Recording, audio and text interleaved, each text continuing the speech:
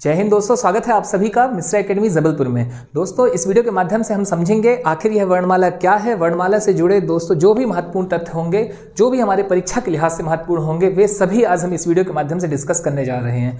हमारा प्रयास होगा कि हम पॉइंट टू पॉइंट बात करें और जो भी प्रश्न हमें हमारी परीक्षा में मिलने वाले हैं हम उन पर ही चर्चा करें। तो बात की शुरुआत यहाँ पर दोस्तों वर्णमाला के साथ। जैसा कि हम सभी जानते हैं दोस्तों, वर्णमाला में कुल जो वर्ण होते हैं उनकी संख्या 52 होती है।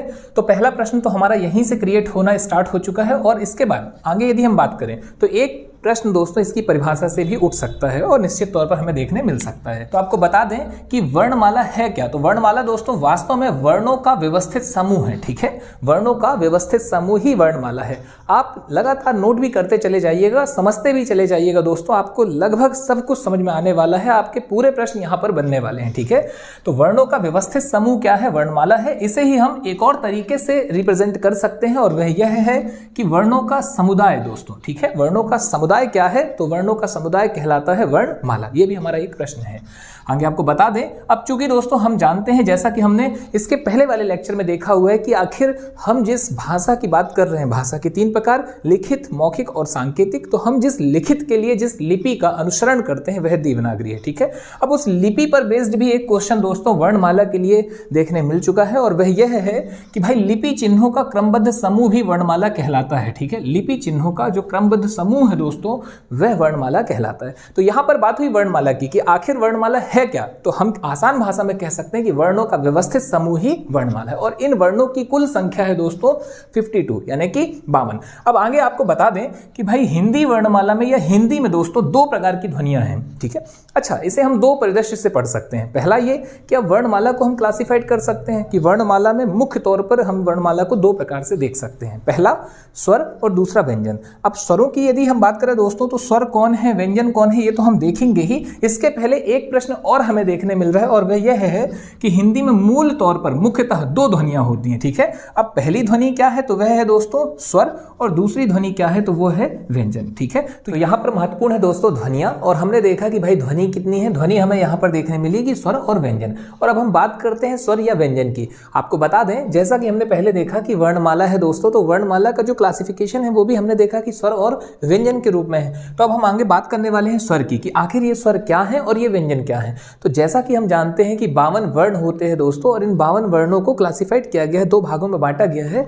और चूंकि हम क्या कह रहे हैं कि हिंदी भाषा में ध्वनि 2 प्रकार की है, स्वर या व्यंजन। अब ये स्वर क्या है और व्यंजन क्या है? तो स्वर दोस्तों क्या है? स्वर है स्वतंत्र। ठीक है, स्वर स्वतंत्र होते हैं और व्यंजन परतंत्र होते हैं। तो ये तो बात हुई आपके एक प्रश्न के रूप की। एक आसान भाषा में यदि हम समझे दोस्तों कि स्वर क्या है, तो जैसा कि हमने भी देखा कि ध्वनि है, तो चूंकि यदि ध्वनि है तो वे ध्वनियां, अब इसकी परिभाषा है, आप नोट करना चाहें तो कर सकते हैं। आपको लग रहा है कि आवश्यकता नहीं है तो आप नोट नहीं भी करेंगे तो आपका काम चल जाएगा, बशर्ते आपको वो समझ में आना चाहिए। ठीक है, तो आसान भाषा में हम कह सकते हैं कि स्वर वे ध्वनियां हैं जो बिना किसी रुकावट के डायरेक्ट फेफड़ों से, भाई जैसे ही हम हवा भरे, ठीक है, आप इसे एक एग्जांपल के माध्यम से भी समझ सकते हैं दोस्तों। एक यंत्र होता है हारमोनियम। हारमोनियम में हम क्या करते हैं दोस्तों, हवा भरते हैं और फिर जैसे ही हम बटनों को दबाते हैं वैसे ही उसमें से जो भी ध्वनि है, जो भी धुन है वो निकल रही होती है। ठीक ऐसे ही फेफड़े हमारे क्या करते हैं दोस्तों, उन्होंने हवा को भरा, ठीक है, और फिर फेफड़ों से जब हमारी वो जो हवा है दोस्तों वो निकल रही है, ठीक है, तो जब बिना किसी रुकावट के मुंह से या नाक से निकल जाए तो वह है स्वर। ठीक है, समझ रहे होंगे आप, जब भी बिना किसी अवरोध के सीधे निकल जाए मुंह से और नाक के माध्यम से, तो वो जो ध्वनि होगी वो आपका कौन है दोस्तों, वो है स्वर। और जबकि यदि किसी भी प्रकार का अवरोध होता है, अवरोध इन द सेंस आपका जो ये जीभ है, ओंठें हैं दोस्तों, अब इसे मैं आपको फिर से एक एग्जांपल के माध्यम से समझाता हूं और ज़्यादा अच्छा होता है यदि हम सारी चीज़ें एग्जांपल के माध्यम से ही कवर करें। एग्जाम्पल के लिए दोस्तों, आप बोलिए, आप जैसे ही आप पा बोलेंगे तो आपका क्या हो रहा है, आपके लिप्स की जरूरत पड़ रही है। ठीक है, ओठों की जरूरत पड़ रही है। यहाँ पे बिना ओठ के दोस्तों, बिना लिप्स के आप पा नहीं बोल पा रहे हैं। ठीक है, चा आप बोलेंगे तो क्या हो रहा है, ऊपर जा रही है जीभ, जीभ जाकर के ऊपर के हमारे जो मुंह है दोस्तों उसके ऊपर की छत में टकरा रही है, ठीक है। तो यहाँ पर हमने ये देखा भाई कि क्या हो रहा है, ध्वनि तो आ रही है लेकिन ध्वनि स्वतंत्र रूप से बाहर नहीं जा रही, जबकि इसके इतर यदि आप कोई भी स्वर बोलते हैं, चाहे आप आ बोलें, बड़ा आ बोलें, छोटी ई बोलें, बड़ी ई बोलें, आप कुछ भी बोलते हैं दोस्तों तो वो सीधे निकलते हैं, जैसे आ ई उ ए ओ। तो मतलब कुल मिलाकर के बात यहाँ पर ये है दोस्तों कि जब ध्वनि क्या हो, फेफड़ों से हवा निकलते ही सीधे बिना किसी रुकावट के मुंह या नाक से निकल जाए तो वो क्या है दोस्तों, वो होता है आपका स्वर। तो हमने कहा भाई स्वर क्या है, स्वर है स्वतंत्र, स्वतंत्र इन द सेंस कि वो किसी भी प्रकार से बीच में रुकावट नहीं है, डायरेक्ट निकल रहा है, कोई नहीं, किसी का सहारा नहीं दोस्तों, जो है खुद है, ठीक है। और पूर्ण भी है। अब ये पूर्ण का फंडा क्या है इसे हम देख लेते हैं, और लगे हाथ यदि हम देखें कंपैरिजन के माध्यम से तो भी बेटर है, ठीक है। तुलनात्मक अध्ययन सबसे अच्छा होता है। तो यहां पर हमने देखा कि स्वर स्वतंत्र हैं, व्यंजन परतंत्र है। अब ये परतंत्र क्यों है तो देखिए समझिएगा आप, यहां पर आप उम्मीद है आप समझ रहे होंगे कि स्वर क्या है और व्यंजन क्या है। आ से लेके आह तक, का से लेके ज्ञा तक जितना है, मतलब आ से लेके ज्ञा तक दोस्तों ये पूरा आपका वर्णमाला है, और इसमें आ से लेके आह तक है स्वर, ठीक है। आप देख पा रहे हैं इमेज में भी आ से लेके आह, और दोस्तों का से लेके जो बाकी की यात्रा है वो है व्यंजन, ठीक है। अब यहां पर आपको बता दें कि जब आप का बोलते हैं, ठीक है, मैंने कहा ये है का, तो आप याद रखिएगा ये का में पहले से है इंक्लूडेड छोटा आ। क्यों? क्योंकि का दोस्तों एक्चुअल कैसा है, का में हलंत धन आ, ठीक है। अब ये आ आपका क्या है दोस्तों, ये है स्वर, क्योंकि छोटा आ तो स्वर है। अच्छा, अगर आप ऐसे नहीं समझ पा रहे हैं तो आप कुछ इस हिसाब से समझिए कि आप बोलिए की, तो की बोलने पर क्या हो रहा है, का के साथ में बड़ी, लास्ट में बड़ी, का धन बड़ी, ठीक है। आप बोलिए कु, तो का धन छोटा उ। तो कुल मिलाकर दोस्तों हम ये कह सकते हैं कि जो व्यंजन है, व्यंजन दोस्तों एक्चुअल व्यंजन वर्ण क्या है, जब उसमें क्या लगा हुआ है, जब उसमें लगा हुआ है हलंत, ठीक है। आप इसे नोट कर लीजिएगा, हलंत, ये का हलंत वाला क्या है दोस्तों, व्यंजन है। और ये वर्ण पूरा कब हुआ, जब इसमें स्वर मिला, यानी कि स्वरों की सहायता से बोले जाने वाले वर्ण या ध्वनियां जो निकल रही हैं वो क्या है दोस्तों, वो है व्यंजन। तो यहां पर आपने देखा कि ये कैसे हैं, ये है परतंत्र, ये स्वतंत्र नहीं है, था दोस्तों, ये स्वतंत्र नहीं है। और अब बात आती है अपूर्ण की, कि आखिर ये अपूर्ण कैसे, तो भाई ये पूर्ण कहां है, ये पूर्ण होते हैं कब, जब इनमें मिलता है स्वर। तो यहां पर आपका ये दोनों क्लियर होता है, स्वर भी और व्यंजन भी। और अब आगे दोस्तों हम बात करते हैं अपने अगले प्रश्न की, जो कि एक प्रश्न के रूप में हमें देखने मिलेगा, और महत्वपूर्ण तथ्य भी है कि भाई टोटल वर्णमाला में कितने वर्ण हैं, 52। अब 52 में से पूछा जाता है कि स्वर कितने हैं। तो आप चीजों को समझने का प्रयास कीजिएगा और नोट भी कीजिए कि लेखन की दृष्टि से स्वरों की संख्या है 13, लेखन की दृष्टि से, ठीक है। और जब बात करते हैं दोस्तों उच्चारण की दृष्टि से, तो उच्चारण की दृष्टि से हैं 10, और मूल स्वर हैं कितने, तो ये हैं 11। अब इन्हें आप नोट कर लीजिए, फैक्ट है ये, इन्हें 2-4 बार आप पलटाइए, आपको स्वतः याद हो जाएगा, सारी चीजें आपकी ठीक ठाक जाएंगी, ठीक है। अच्छा, अगली बात, अगर कोई किसी प्रकार का कोई डाउट है कि कैसे ये मूल स्वर हैं, कैसे क्या है, तो आपको यहाँ पर बता दें कि लेखन की दृष्टि में तो हम दोस्तों अम और आह का भी प्रयोग करते हैं, छोटा आ, बड़ा आ, छोटी ई, बड़ी ई, छोटा ऊ, बड़ा ऊ, ठीक है। फिर बीच में हमने देखा था कि रि ऋषि भी हैं, ए ओ और अम आह। तो जो अम आह है दोस्तों उसका प्रयोग हम स्वतंत्र रूप से नहीं कर रहे होते हैं, क्योंकि अम और आह क्या है, अनुस्वार और विसर्ग। अम को दोस्तों अनुस्वार कहते हैं और आह को विसर्ग कहते हैं। यहाँ पर आप नोट कीजिएगा, जो महत्वपूर्ण है आपको बता दें, ठीक है, ये इंपॉर्टेंट है दोस्तों, इसे बहुत जरूरी है, आप इसे नोट कीजिए। और अम जो होता है दोस्तों, ठीक है, ये है अनुस्वार, और जो आपका आहा है दोस्तों ये है विसर्ग, ठीक है। ये क्या है, ये है विसर्ग, और ये दोनों ही मिलकर के क्या है दोस्तों, दोनों ही मिलकर के हैं अयोगवाह। और आप यहां पर चीजों को समझने का प्रयास कीजिएगा, स्वरों में 13 में से 2 होते हैं अयोगवाह। तो आपने देखा यहां पर कि 2 तो आपके पहले ही हट गए, तो अब बचे कितने दोस्तों, तो मूल स्वर कहा जा रहा है कि 11 हैं, ठीक है। क्योंकि अम और अह ना तो स्वर है और ना ही व्यंजन है। जब कभी प्रश्न के रूप में पूछा जाए तो आप इसे समझिएगा और सही आंसर चयनित कीजिएगा, ना ही ये स्वर है और ना ही ये व्यंजन है। तो बचे कितने, 11, ठीक है। अच्छा, अगली बात, अब उच्चारण में हम देखते हैं कि हम स्वतंत्र रूप से रि ऋषि का प्रयोग नहीं करते, जबकि रि ऋषि है क्या, रि ऋषि भी स्वरों में रखा गया है, ठीक है। हम लेकिन उसका उच्चारण में स्वतंत्र प्रयोग नहीं कर पाते हैं। तो यहां पर हमने कहा कि भाई अब उच्चारण की दृष्टि से कितने हैं दोस्तों, तो ये हैं 10, ये भी आपका क्लियर होता है। अब यहां से एक और महत्वपूर्ण प्रश्न, और बात यह है दोस्तों कि व्यंजनों की संख्या कितनी है, तो भाई ये भी आसान है। आप 52 में से 13 को घटा दीजिए, 13 को आप 52 में से दोस्तों माइनस करें तो आपका मिल जाएगा व्यंजन। और व्यंजनों की संख्या कितनी है, तो व्यंजन की संख्या दोस्तों दोस्तों 39। ये भी आपका एक प्रश्न कंप्लीट होता है। आपको यहां पर बता दें कि इस वीडियो में अब आगे दोस्तों हम स्वरों का ही अध्ययन करने जा रहे हैं। एक और सेपरेट वीडियो होगी जिसमें हम व्यंजन का अध्ययन करेंगे। बहरहाल यहां पर देखें तो मूल स्वरों की संख्या देखने मिलती है दोस्तों 11 और यहां पर मूल व्यंजनों की संख्या देखने मिलती है 33। जब कभी ऐसा प्रश्न पूछा जाए कि मूल कितने, तो आप याद रखिएगा 44। ठीक है, टोटल वर्णमाला में वर्णों के मूल या मूल वर्णों की संख्या कितनी है दोस्तों? तो स्वर है मूल 11 और व्यंजन है मूल 33। अब इसके बाद की यात्रा क्या है, कौन उच्छिष्ट व्यंजन है, कौन द्विगुण व्यंजन है, कौन संयुक्त व्यंजन है, ये सब हम पढ़ेंगे हम व्यंजन वाले एक सेपरेट चैप्टर में।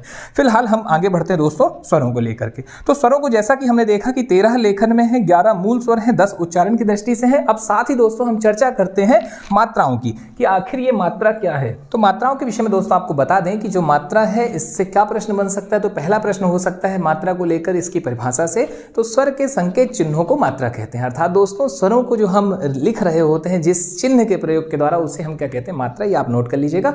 आगे दोस्तों आपको बता दें कि मात्राएं कुल कितनी हैं, 10। ठीक है, यहां पर महत्वपूर्ण है दोस्तों, आपके सामने एक इमेज भी है, आप देख सकते हैं। आ, छोटा आ की दोस्तों कोई मात्रा नहीं होती है। ठीक है, मात्रा बड़ा आ से चालू होती है। ठीक है, बड़ा आ की मात्रा होती है, छोटी ई की मात्रा होती है। तो इस तरीके से आप देख रहे हैं कि क्रम से पूरी मात्रा है, यानी कि एक मात्रा नहीं है, छोटा आ की कोई भी मात्रा नहीं होती। इसीलिए इसे अदृश्य मात्रा वाला स्वर भी कहा जाता है। यह भी महत्वपूर्ण है, प्रश्न पूछा गया है कि किसे अदृश्य मात्रा वाला स्वर कहा जाता है। तो आप नोट कर लीजिए दोस्तों, छपा छपाया मिलने वाला ये प्रश्न, छोटा आ को अदृश्य मात्रा वाला स्वर कहा जाता है क्योंकि इसकी कोई भी मात्रा नहीं होती है। अच्छा, आगे आपको बता दें अम और अह की मात्रा तो होती है, लेकिन अब 13 में से दोस्तों एक तो हमने पहले ही यहां पे हटा दिया कि आ की मात्रा नहीं होती है, तो बचे कितने, 12। अब 12 में से दोस्तों अम और अह को चूंकि दोस्तों यानी आयोग वाह को यानी अनुस्वार और विसर्ग को बहुत सारे व्याकरणाचार्यों ने, विद्वानों ने दोस्तों ना ही स्वर कहा है और ना ही व्यंजन बोल रहे हैं, ना ही वो स्वर है और ना ही व्यंजन। और अगर वह स्वर नहीं है तो मतलब अब स्वरों की संख्या कितनी हो गई दोस्तों, 10। तो इस तरीके से अगर प्रश्न में पूछा जाता है एग्जाम में तो आपको आंसर लगाना है 10। लेकिन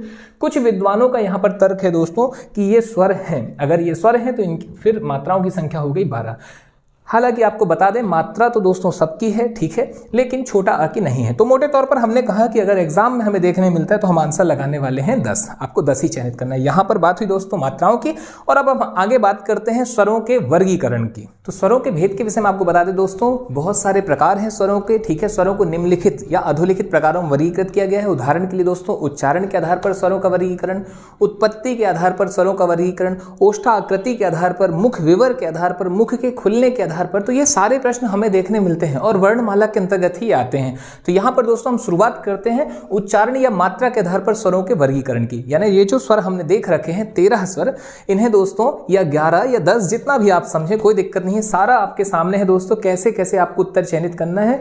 अब यहां पर हम देखेंगे कि इन्हें कैसे वर्गीकृत किया गया है। ठीक है, तो उच्चारण या मात्रा के आधार पर इन्हें वर्गीकृत किया गया है 3 भागों में। तो एक तो प्रश्न हमारा यही हो गया कि उच्चारण के आधार पर स्वरों को कितने भागों में बांटा गया है। तो स्वरों को बांटा गया है दोस्तों 3 भागों में। अब 3 में से यहां पर जो महत्वपूर्ण है उसे आप देखिएगा। सबसे पहले तो नाम, ठीक है, तो ह्रस्व स्वर, फिर दीर्घ स्वर, और उसके बाद दोस्तों हमें देखने मिल रहा है प्लुत स्वर। अब दूसरी बात यह है कि इनकी परिभाषा क्या है, ह्रस्व स्वर क्या है, दीर्घ स्वर क्या है और प्लुत स्वर क्या है। तो आपको बता दें, जिन ध्वनियों या स्वरों के उच्चारण में कम समय लगता है उसे ह्रस्व स्वर कहते हैं। जिनके उच्चारण में दोस्तों थोड़ा ज्यादा समय लगता है उसे दीर्घ स्वर कहते हैं, और जिसके उच्चारण में दोस्तों सर्वाधिक समय लगता है उसे प्लुत स्वर कहते हैं। या हम इसे एक और माध्यम से समझ सकते हैं कि जब हम किसी वर्ण को, किसी स्वर को हम दोस्तों बोल रहे हो और उसका उच्चारण कर रहे हो और उसमें कम समय लगे, जैसे आ, ई, उ, ऋषि, ठीक है, तो ऋष जी, तो इसमें दोस्तों क्या हो रहा है, इसमें कम समय लग रहा है। तो जब कम समय लग रहा है तो वो ह्रस्व स्वर है, और अब इससे ज्यादा समय दीर्घ है, आ, ई, उ, यानी बड़े हो गए दोस्तों। ठीक है, इनसे थोड़ा ज्यादा समय लग रहा है, समय थोड़ा सा ज्यादा हो गया, तो ये क्या कहलाएगा, ये कहलाएगा आपका दीर्घ स्वर। और एक तरफ दोस्तों आपका ओम, अगर आप ओम का उच्चारण कर रहे हैं ओम, तो ये क्या हो गया दोस्तों, यहां पर आप देखेंगे कि यह है प्लुत स्वर, यानी यहां पर दीर्घ से भी अधिक का समय लग रहा है। तो इसे हम फिर से रिपीट करें यदि, तो ह्रस्व क्या है, ह्रस्व वह है जिसमें कम समय लगे, दीर्घ क्या है जिसमें ह्रस्व से ज्यादा समय लगे, और प्लुत क्या है दोस्तों, तो जिसमें दीर्घ से भी ज्यादा समय लगे। तो ये तो बात हुई आपका समझने की कि हम इसे कैसे समझें। तो यहां हमारा एक कॉन्सेप्ट क्लियर होता है कि भाई ह्रस्व क्या है, ह्रस्व वह है जिसमें कम समय, दीर्घ क्या है जिसमें उससे ज्यादा, और प्लुत क्या है जिसमें उससे भी ज्यादा। ठीक है, दीर्घ से भी ज्यादा। अब आगे कि भाई इन्हें और किस किस नाम से पुकारा जाता है, उससे भी प्रश्न बनते हैं। तो आप यहाँ नोट कर लीजिएगा, ह्रस्व स्वर को ही दोस्तों लघु स्वर भी कहा जाता है, मूल स्वर भी कहा जाता है और एक मात्रिक भी कहा जाता है। ठीक इसी तरीके से दीर्घ को दोस्तों संधि स्वर भी कहा जाता है, गुरु स्वर भी कहा जाता है, संयुक्त स्वर भी कहा जाता है और द्विमात्रिक स्वर भी कहा जाता है। महत्वपूर्ण है, प्लुत स्वर को दोस्तों त्रिमात्रिक भी कहा जाता है। और प्लुत के विषय में बता दें, एक प्रश्न पूछा गया है कि प्लुत का अर्थ क्या होता है। तो प्लुत का शाब्दिक अर्थ होता है उछला हुआ, ठीक है, यानी कि उछाल, यानी कि तेजी से बोला गया, ठीक है। तो यहां पर आपका प्लुत क्लियर हो रहा होगा। और अब इनके एग्जाम्पल पर आते हैं दोस्तों, तो आप इसे नोट कर लीजिएगा। ह्रस्व स्वरों की या मूल स्वरों की संख्या है दोस्तों 4, ठीक है। और एग्जाम्पल के तौर पर दोस्तों क्या है, छोटा आ, छोटी ई, छोटा ऊ, यानी कि एक मात्रिक, ठीक है, जो केवल एक हैं, वे कौन है दोस्तों, मूल स्वर हैं। और इनकी संख्या कितनी, इनकी संख्या है 4। अब बात आ रही दीर्घ स्वर की, तो दीर्घ स्वरों की संख्या है दोस्तों यहाँ पर 7, ठीक है। आ, ई, उ, ए, ओ और औ। तो ये हो गए दोस्तों कितने, टोटल 7। और अगर बात की जाए दोस्तों प्लुत की, तो प्लुत के विषय में आप नोट कर लीजिएगा कि यह जो है कैसा स्वर है, तो यह दीर्घ से भी अधिक समय लेने वाला स्वर है। आगे दोस्तों एक और प्रश्न बन सकता है और वह प्रश्न हो सकता है चिन्ह को लेकर, ठीक है। तो आप नोट कर लीजिएगा कि जो एक मात्रिक है, ठीक है, एक मात्रिक कैसा है दोस्तों, उसका साइन कैसा है, या मूल स्वर का साइन कैसा है, चिन्ह कैसा है, तो वो है आपका ये एक, ठीक है। और दीर्घ के लिए दोस्तों ऐसे एस जैसी आकृति का यूज किया जाता है और प्लुत के लिए ऐसे दोस्तों त्रिमात्रिक, ठीक है, ऐसे 3 का यूज किया जाता है। हिंदी भाषा पुराने वाले जो 3 दोस्तों हम ऐसे ही लिखा करते थे। तो ये हो गया आपका यहाँ पर क्लियर। और अब जो आगे यदि हम बात करें दोस्तों कि एक मात्रिक, द्विमात्रिक, त्रिमात्रिक इन्हें क्यों कहा जा रहा है, इसे भी हम यहाँ पर समझें। तो यहाँ आपको बता दें, जो महत्वपूर्ण है दोस्तों, जो छोटा आ है वो एक मात्रा है दोस्तों, छोटा ई भी एक मात्रा है और ऊ भी यहाँ पर एक मात्रा है। जबकि यदि हम बात करते हैं दोस्तों बड़ा आ की, तो बड़ा आ आप कैसे लिखते हैं, बड़ा आ आप लिखते हैं दोस्तों जब छोटा आ 2 बार ऐसे मिलते हैं तो वो कहलाता है बड़ा आ, यानी कितनी मात्रा हो गई दोस्तों यहाँ पर, द्विमात्रिक। ठीक ऐसे ही ई के लिए भी आप क्या करेंगे दोस्तों, छोटा ई धन छोटा ई, ठीक है, छोटा ई धन छोटा ई बराबर क्या होगा दोस्तों, बड़ा ई। ठीक ऐसे ही ऊ के लिए यदि हम बात करें दोस्तों, तो कैसे आएगा ऊ आएगा दोस्तों जब 2 बार ऐसे आप छोटा ऊ को मिलाएंगे, यानी कि द्विमात्रिक। तो इस तरीके से हमने पाया कि इन्हें इस कारण से कहा जाता है द्विमात्रिक। आगे दोस्तों एक और अतिरिक्त जानकारी आपको यहां पर दे दें, दीर्घ वाले में ही दोस्तों आपको 2 ब्लॉक देखने मिलेंगे। आगे आपको दोस्तों यहां पर एक और अतिरिक्त जानकारी दे दें, और वह यह है कि जब कभी प्रश्न पूछा जाए कि उत्पत्ति के आधार पर स्वरों का वर्गीकरण, तो यहां पर आपको बता दें 2 ही प्रकार हैं उत्पत्ति के दोस्तों, एक तो आपका ह्रस्व या मूल स्वर हो जाएगा और एक आपका दीर्घ स्वर हो जाएगा, ठीक है। 2 ही प्रकार हैं, जबकि उच्चारण या मात्रा के आधार पर 3 प्रकार हैं, ह्रस्व स्वर, दीर्घ स्वर, प्लुत स्वर, या लघु, दीर्घ और इत्यादि अन्य नाम आपके सामने हैं, ठीक है। अब बात यह आ रही कि उत्पत्ति के आधार पर ये 2 प्रकार कैसे, तो उत्पत्ति में दोस्तों मूल स्वर होते हैं और दीर्घ स्वर होते हैं, प्लुत नहीं होता है, ठीक है। प्लुत हमारे हिंदी भाषा का है ही नहीं, प्लुत संस्कृत से लिया गया है, ठीक है। अच्छा, आगे आपको बता दें दोस्तों, यहाँ जो महत्वपूर्ण है वो ये है कि दीर्घ को भी 2 भागों में क्लासिफाइड किया गया है, और दीर्घ के 2 भागों में दोस्तों एक तो है दीर्घ, ठीक है, इन्हें कहा गया है दीर्घ, ये 3 आप नोट कर लीजिएगा। और इसके बाद जो आपके शेष 4 बच रहे हैं दोस्तों, ए, ओ और ओ, इन्हें कहा गया है संयुक्त स्वर। इन्हें क्या कहा जाता है, इन्हें संयुक्त, यानी कि हम यहां पर कह सकते हैं कि भाई ह्रस्व की संख्या कितनी, ह्रस्व की संख्या है 4, दीर्घ की संख्या कितनी है दोस्तों, तो दीर्घ की संख्या है 3, और संयुक्त स्वरों की संख्या कितनी है दोस्तों, तो संयुक्त स्वरों की संख्या हमें देखने मिलती है कुल 4। तो ये आपका यहां पर एक और कॉन्सेप्ट क्लियर होता है दोस्तों, ये ए जो है मिलकर बना है आ से और छोटी ई से, ठीक है। उसके बाद दोस्तों ये वाला ए किससे मिलकर बना है, तो आ से और ए से, ठीक है। और आ और ऊ मिलते हैं तो ओ बनता है, और आ और ओ मिलते हैं तो औ बनता है। तो यहां पर आपके पूरे कॉन्सेप्ट क्लियर हो रहे हैं। इसके बाद दोस्तों हम बात करते हैं स्वरों का जीभ के आधार पर वर्गीकरण का, और जीभ के आधार पर वर्गीकरण दोस्तों यहां पर 3 भागों में किया गया है, अग्रभाग, मध्य भाग और पश्च भाग, ठीक है। तो दोस्तों जीभ की आकृति कुछ ऐसी ही होती है, सामने की ओर जो है ऐसे जाकर के आपका एक तीख, एक जो हम कह सकते हैं कि एक नोक जैसी आकृति हो जाएगी, और पीछे जाकर के वो क्या है दोस्तों, ये मांसल युक्त जो संरचना है जीभ, वो हमारी आहार नाल से कनेक्टेड है, ठीक है। तो हमने पाया ये पश्च भाग है, ये मध्य भाग है, ये अग्रभाग है। अब ये अग्र, मध्य, पश्चिम में जो क्लासिफिकेशन है उससे प्रश्न कैसे बनने वाले हैं, तो पहले तो आपको यहां पर बता दें कि जब हम दोस्तों ध्वनि का उच्चारण कर रहे होते हैं, उस स्वर का उच्चारण कर रहे होते हैं, ठीक है, तो हमारे जीभ का जो भाग सक्रिय रहता है, जिसका हम कुल मिलाकर कह दें कि प्रयोग हो रहा होता है, ठीक है, उसे हम दोस्तों कहते हैं उस भाग के नाम से, जैसे अग्रभाग, मध्य भाग और पश्च भाग। एग्जाम्पल के लिए जब आप ई बोलते हैं दोस्तों, ई, ठीक है, ई, ए, तो आपके जीभ का अग्रभाग वर्क करता है। तो ये कहां से निकल रहे हैं दोस्तों, ई, ए, ये निकल रहे हैं दोस्तों अग्रभाग से, ठीक है। जब आप छोटा आ यानी आ, तो आ दोस्तों कहां से निकल रहा होता है, जीभ के मध्य, वहां पे किसका प्रयोग होता है दोस्तों, मध्य का।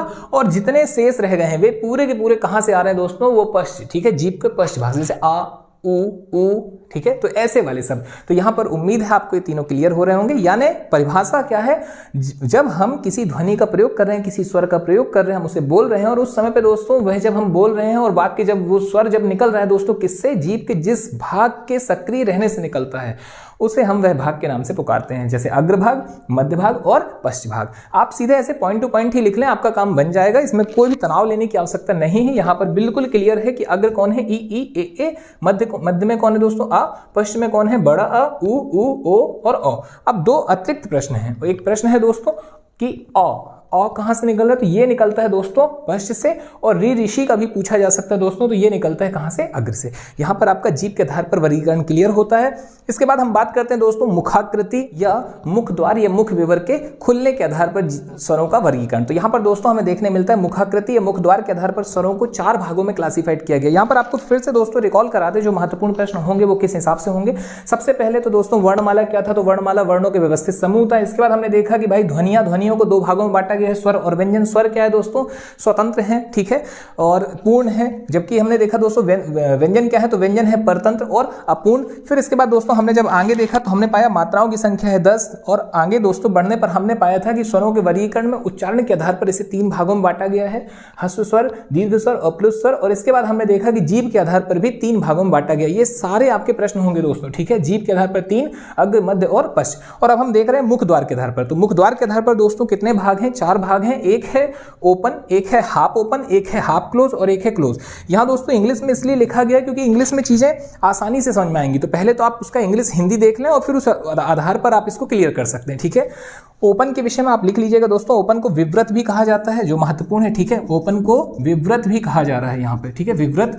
और ऐसे हाफ ओपन दोस्तों, तो हाफ ओपन का मतलब है अर्ध विव्रत, ठीक है। क्लोज का मतलब है दोस्तों समृत, और हाफ क्लोज का मतलब है अर्ध समृत। अब यहाँ पर आपको बता दें दोस्तों, जब हम किसी भी उसका उच्चारण कर रहे हैं, किसी भी स्वर का दोस्तों, ठीक है, तो अब उसमें मुंह कैसा खुला है, उस आधार पर इन स्वरों को वर्गीकृत किया गया है। जैसे एग्जाम्पल के लिए यदि हम बात करें दोस्तों, यहाँ पर ओपन यानी कि खुला हुआ मुंह, ठीक है, यानी कि कौन दोस्तों, विव्रत। तो जब हम आ बोलते हैं, बड़ा आ, ठीक है, बड़ा आ जैसे ही हम बोलते हैं दोस्तों, तो वैसे ही हमारा मुंह क्या हो जाता है, पूरा का पूरा मुंह खुल जाता है, आ, ठीक है। आप बोल करके देखें, मैंने आपसे पहले ही कहा कि भाई इसे हमें प्रयोग करके देखना है। जैसे ही आप बोलेंगे आ, तो आपका मुंह पूरा खुल जाएगा, तो ये क्या हो गया दोस्तों, ओपन। हाफ ओपन, क्लोज, है ना, हाफ क्लोज। तो आप क्लोज को हम देखते हैं दोस्तों यहाँ पर। जैसे ही आप दोस्तों ऊ बोलेंगे, ऊ या बड़ा ऊ या ई, तो आपका जो मुंह है दोस्तों, ठीक है, मुख द्वार जो है ये क्या हो जाएगा, क्लोज हो जाएगा, बंद हो जाएगा। तो जैसे ही ये बंद होगा तो हम क्या कहेंगे दोस्तों, ये क्या है, ये है समृत, ठीक है। यानी कि ये जो स्वर हैं ई ऊ, तो ये कैसे स्वर है दोस्तों, ये है क्लोज। इस समय पे जो हमारा माउथ है, जो मुंह है दोस्तों, जो मुखाकृति है वो कैसी हो जाएगी, बंद हो जाएगी, यानी कि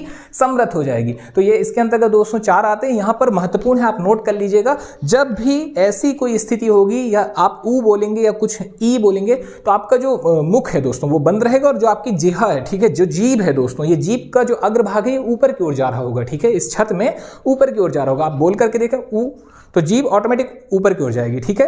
फिर इसके बाद हम बात करते हैं दोस्तों हाफ क्लोज की दोस्तों। तो जब आप इनका उच्चारण करेंगे तो आपका क्या होगा, यहाँ पर अर्ध समृत। अर्ध समृत मतलब दोस्तों हाफ क्लोज का मतलब कि आधा बंद रहेगा, ठीक है, पूरा बंद नहीं रहेगा। ऊ बोलने में पूरा बंद हो जाता है। जैसे आपने ओ बोला, ओ ए, तो थोड़ा खुला, ठीक है। फिर आप बोलेंगे जब आ ए ओ, तो अ में दोस्तों वो देखिए ओ और अ में थोड़ा सा और खुल जाएगा। तो जब और खुलेगा तो हम क्या बोलेंगे, भैया ये अर्ध विव्रत है, यानी कि हाफ ओपन है। और जब आप आ बोलते हैं दोस्तों, तो पूरी तरीके से आपका मुंह खुला होता है। तो ये है मुखाकृति या मुख विवर या मुख द्वार के खुलने के आधार पर स्वरों का वर्गीकरण, जो कितने प्रकार से दोस्तों, 4 प्रकार से। हम एक बार इसे फिर से रिकॉल कर लेते हैं। रिकॉल कैसे दोस्तों, 4 भागों में इसे बांटा गया है, डिवाइड किया गया है। एक है ओपन, एक है हाफ ओपन, एक है हाफ क्लोज और एक है क्लोज, ठीक है। ऊ बोलने में क्लोज है, बड़ा ऊ बोलने में क्लोज है, ई बोलने में भी क्लोज हो रहा है, बड़ी ई में भी क्लोज हो रहा है। और जैसे ही हम बोलते हैं दोस्तों आ, तो पूरा खुल जाता है। और यदि हम बोलते हैं ओ, तो आधा, ठीक है, कैसा बंद है, लेकिन कैसा दोस्तों यहाँ पर क्लोज है, धीरे धीरे ओपन हो रहा है। और जैसे हम अ बोलते हैं तो ये क्या हो रहा है, पूरा यहाँ पर खुल जाता है। तो उम्मीद है ये आपका क्लियर हो रहा होगा। आगे दोस्तों हम बात करते हैं स्वरों के वर्गीकरण का होठों के आधार पर आधार, ठीक है, लिप्स के आधार पर या ओष्ठाकृति के आधार पर। दोस्तों ये पूछा जाता है कितने भागों में बांटा गया है, तो इसे डिवाइड किया गया है 2 भागों में, ठीक है। एक होता है दोस्तों वृत्तामुखी और एक होता है अवृतमुखी, या व्रतमुखी और अवृतमुखी।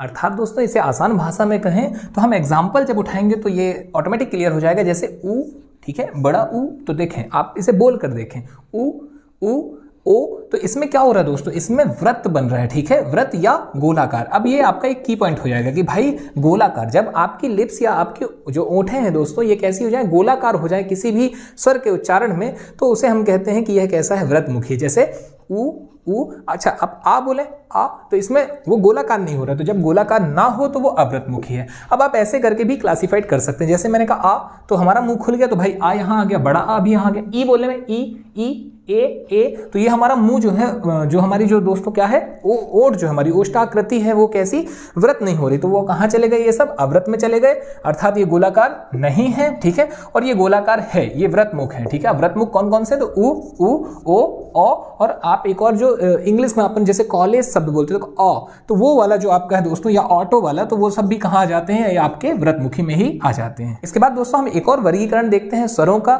का वर्गीकरण हवा के नाक और मुंह से निकलने के आधार पर। इसे भी दोस्तों दो भागों में बांटा गया, अनुनासिक या निर्नुनासिक, नोट कीजिएगा आप, ठीक है, अनुनासिक या निर्नुनासिक। और निर्नुनासिक को ही दोस्तों मौखिक भी कहा जाता है। और ये क्यों कहा जाता है, तो अभी हमें समझ में आने वाला है दोस्तों। यहाँ पर अनुनासिक क्या है, तो ऐसे आपके वर्ण या ऐसे स्वर जिनके उच्चारण में हवा केवल और केवल मुंह से निकलती है, उसे हम कहते हैं निर्नुनासिक। और जब हवा मुंह के साथ साथ दोस्तों नाक से भी निकले तो उसे हम कहते हैं अनुनासिक। तो यहां पर उम्मीद है आपका अनुनासिक क्लियर हो रहा होगा। और डिफरेंस क्या है दोनों में, ये आपका क्लियर हो रहा होगा कि भाई जब हम किसी भी चीज का उच्चारण करें और हवा केवल और केवल मुंह से निकल जाए, तो वो कौन है, मौखिक है, ठीक है, मौखिक है, या मौखिक के साथ साथ में दोस्तों क्या है, निर्नुनासिक है।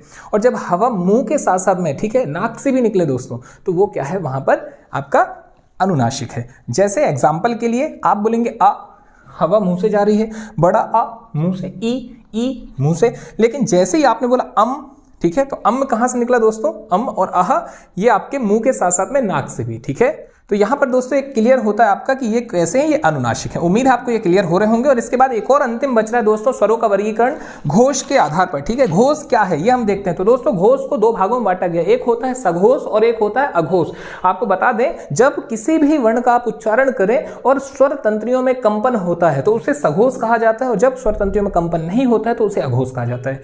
यहां पर महत्वपूर्ण है दोस्तों, घोष का जो वर्गीकरण है वो हम व्यंजन में बहुत अच्छे से पढ़ने वाले हैं, तो आप तनाव मत लीजिएगा। आप इसे एक वर्ड में ही लिख सकते हैं दोस्तों कि जितने भी स्वर हैं, सभी स्वर ये कैसे हैं, सघोष हैं। क्यों? क्योंकि सभी स्वरों को बोलने में स्वर तंत्रियों में कंपन होता है, ठीक है। तो वो क्या हो गया, सघोष। आप तनाव मत लीजिए, अघोष सघोष हम अपने नेक्स्ट वीडियो में जैसे हम व्यंजन को पढ़ेंगे क्लियर कर देंगे। इसके अलावा दोस्तों एक और वर्गीकरण है स्वरों का जाति के आधार पर, सजाति और विजाति। ये भी कभी कभी पूछ लिया जाता है। तो आपको यहां पर बता दें कि जब आपको ऐसे कुछ मिले आ और आ, ठीक है, छोटा अ बड़ा अ, यानी सेम सेम मिल रहे हैं तो वो सजाती हैं। जैसे छोटी ई बड़ी ई सेम सेम, छोटा ऊ बड़ा ऊ सेम सेम, ठीक है, ए सेम सेम, ओ ये भी सेम सेम है, तो ये सजाती हैं। और इसके अलावा सब विजाती, जैसे छोटा आ लिखा हो और बड़ी ई लिखी हो, छोटा अ और ई लिखा हो ऐसे हाइफन लगा करके, तो वो क्या हो जाएगा दोस्तों, विजाती। तो आप ये एक और क्लासिफिकेशन लिख लीजिए। तो यहाँ पर दोस्तों आपका ये टॉपिक कंप्लीट होता है। हम इसे एक बार फिर से सरसरी निगाह पर रिवाइज करते हैं। तो सबसे पहले हमने पढ़ा कि भाई वर्णमाला क्या है, तो वर्णों के व्यवस्थित समूह को वर्णमाला कहते हैं, और कुल कितने 52 वर्ण। फिर हमने बोला ध्वनि या इसका क्लासिफिकेशन स्वर व्यंजन, तो दो प्रकार अपन को देखने मिले। फिर उसके बाद दोस्तों हमने कहा स्वर, तो स्वरों को हमने देखा कि भाई जब हम लिखते हैं तो 13 स्वर, जब हम उच्चारण कर रहे होते हैं तो 10 स्वर, ठीक है। और फिर मात्रा में हमने देखा कि मात्रा की संख्या है कितनी, 10। महत्वपूर्ण है कि छोटा आगे मात्रा नहीं होती है। फिर हमने देखा दोस्तों स्वरों का वर्गीकरण, जिसमें सबसे पहले हमने देखा उच्चारण के आधार पर 3 भागों में, ह्रस्व, दीर्घ और प्लुत, और ये आपके सामने क्लियर है। इसके बाद दोस्तों हमने देखा था जीभ के आधार पर भी 3 भागों में, अग्र, मध्य और पश्च। इसके बाद हमने देखा मुखद्वार के आधार पर दोस्तों कितने भागों में, 4 भागों में। कौन कौन सा, ओपन, हाफ क्लोज, क्लोज या विव्रत, अर्धविव्रत, समव्रत, अर्धसमव्रत। इसे आप अच्छे से समझ लीजिएगा, ठीक है। इसके बाद दोस्तों हमने क्या देखा, इसके बाद हमने देखा हुआ ओठों के आधार पर या ओष्ठाकृति के आधार पर। तो ये हमें देखने मिलता है दोस्तों कि 2 भागों में, व्रतमुखी और अव्रतमुखी। आगे हमने देखा हवा के नाक मुंह से निकलने के आधार पर। और इसके अलावा दोस्तों जितने भी हमने देखे ये सारे महत्वपूर्ण हैं। यहाँ पर आपको बता दें जो महत्वपूर्ण है दोस्तों वो ये कि यदि चीजें समझ में नहीं आ रही हैं तो तनाव नहीं लेना है, एक बार इसे फिर से आप रिवर्स करके देखिए, उम्मीद है आपको सारी चीजें क्लियर हो जाएंगी। तो दोस्तों आज आपसे विदा लेते हैं, मुलाकात जल्द हमारे व्यंजन के साथ, ठीक है। तो धन्यवाद, जय हिंद, जय भारत।